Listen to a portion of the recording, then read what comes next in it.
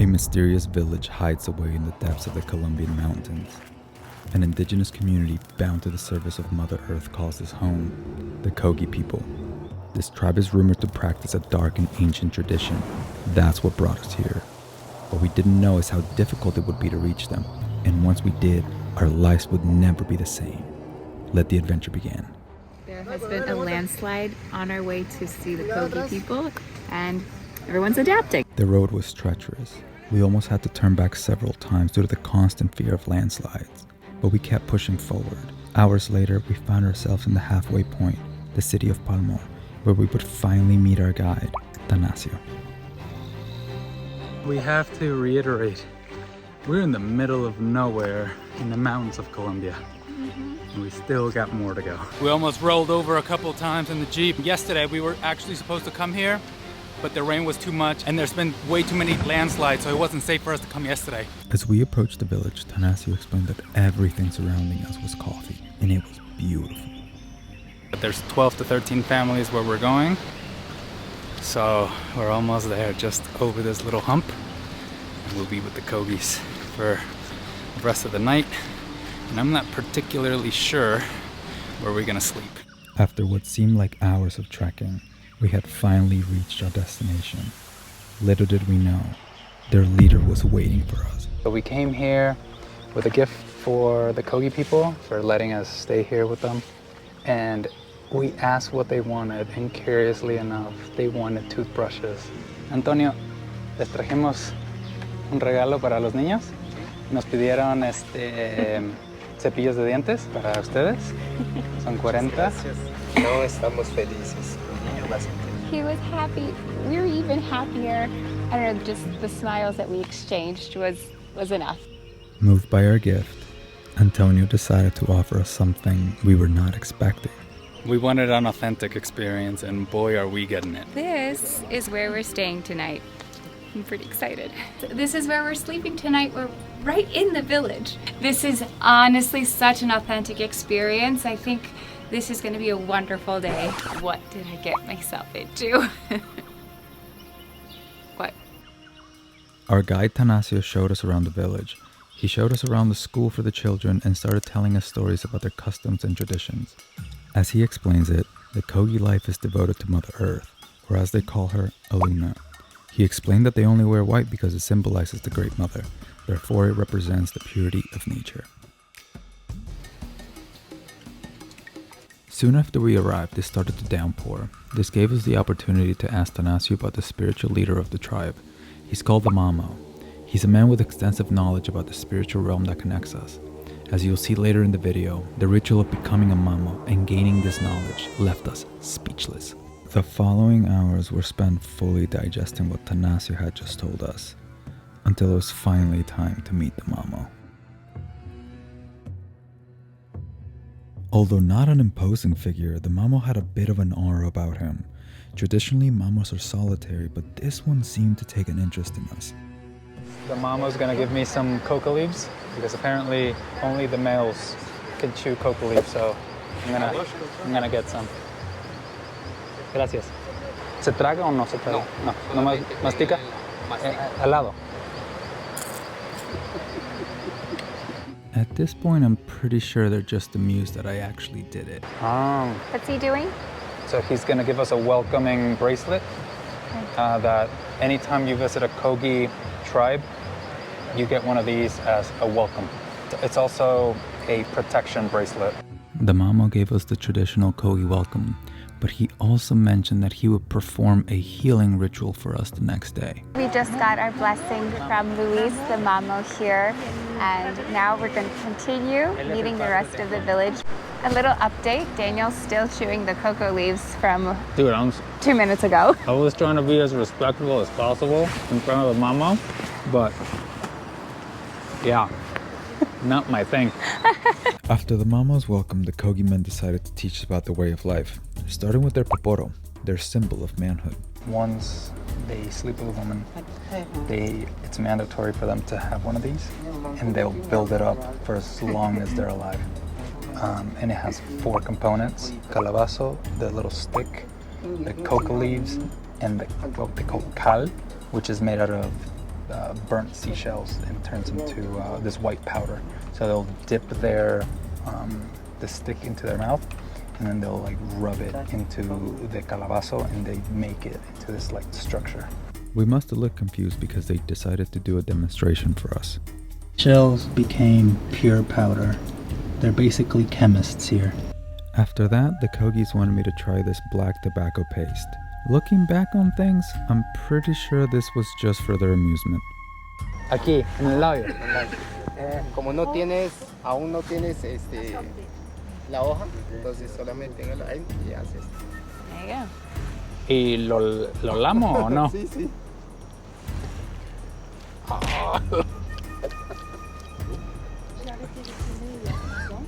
It's a delicacy. Oh, so they boil the tobacco, and then they squeeze it, and then it becomes black, and it's like the final garnish on the poporo that they do every day. Our guy just said that the mochilas that all of the men are wearing are characteristic of the men here in the Kogi Village, and the women wear necklaces. So we are about to see how they make these traditional bags or mochilas. Something you'll notice is that all Kogi men wear these handmade backpacks, and as you'll see, it is extremely difficult to make them. The Kogi men decided to teach us how to make a traditional Kogi mochila. They told me to pay close attention because I was next.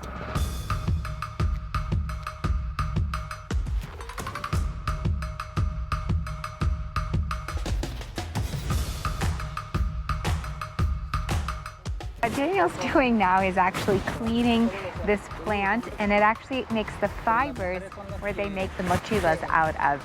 And we just asked them, how many of these leaves do you have to kind of de-leaf to make a mochila? And they said around 30, so imagine. Daniel's still working on the first one.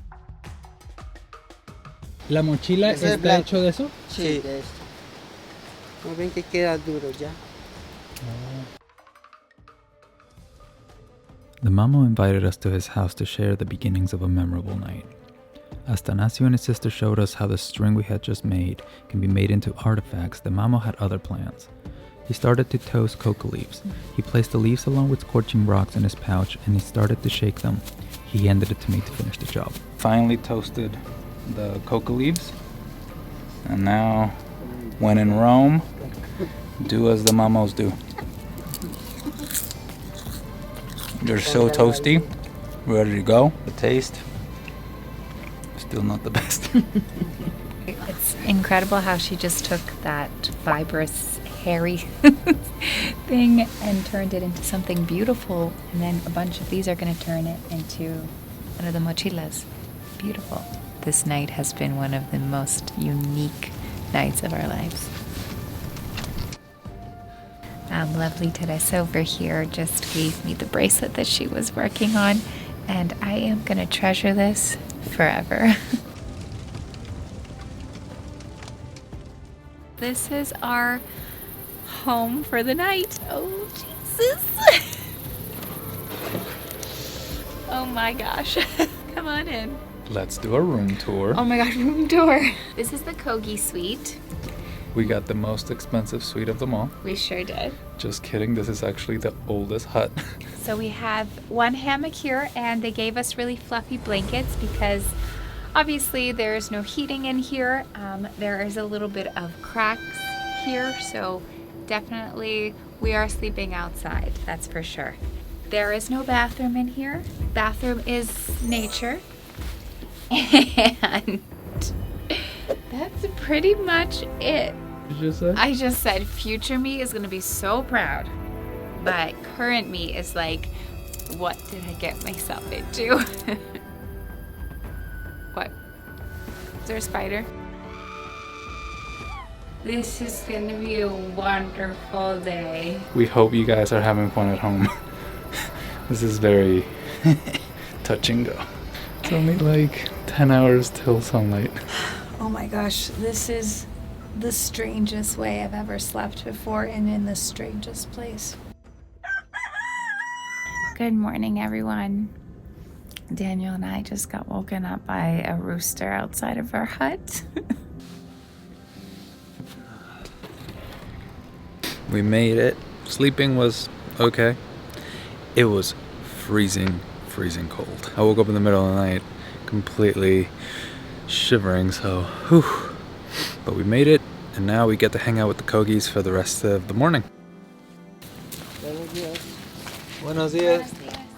Tanasio showed us where we could clean ourselves before the healing ritual. This place was absolutely beautiful and peaceful. It's refreshing, and it's not as cold as I thought. Good enough for like waking up completely. Not gonna lie, we were a little nervous since we didn't know what was about to happen. To be completely honest with you, we still don't know what happened. Tanasio never told us. All we can tell you is that when he was done, we definitely felt more at peace. That was an experience. Daniel and I both got blessed by the Mamo here. I'm feeling a lot lighter and happier. And he told me that I look like I stress a lot. How did he know? Clearly the Mamo had a profound effect on us. It was almost as if he knew us. I guess it's time to tell you how they become Mamos. Let us begin. Yesterday I learned a lot about the Mamo and how to become a Mamo. Mamos are chosen from early childhood. At around age 8, their fathers will bring them to a sacred cave deep in the Sierra Nevada mountains. It is here that their spiritual journey begins. A journey that will take them anywhere from 18 to 20 years. During this time, Mamos are not allowed to see daylight until their training is completed.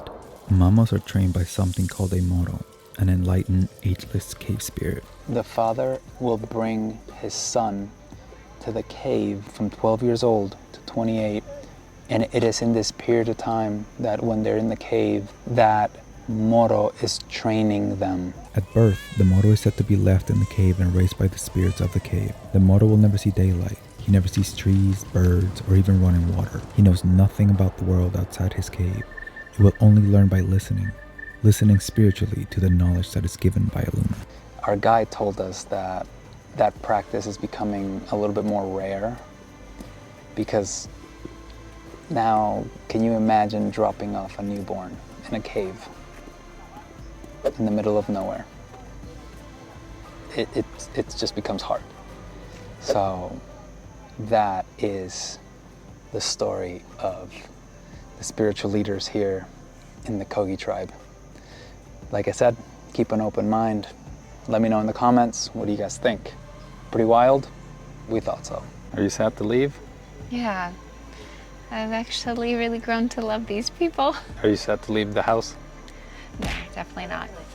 So for the past 24 hours, we have been here in this village with the Kogi people. They have invited us into their homes, taught us so much. We did have a lot of questions, to be honest. But the one thing that we did learn was that a life closer to nature is the one that's most fulfilling. We can't say enough how amazing this experience was. And we just want to say, the Kogi are amazing people. We hope you guys enjoy the video. Catch you guys on the next one. As always, thank you so much for watching.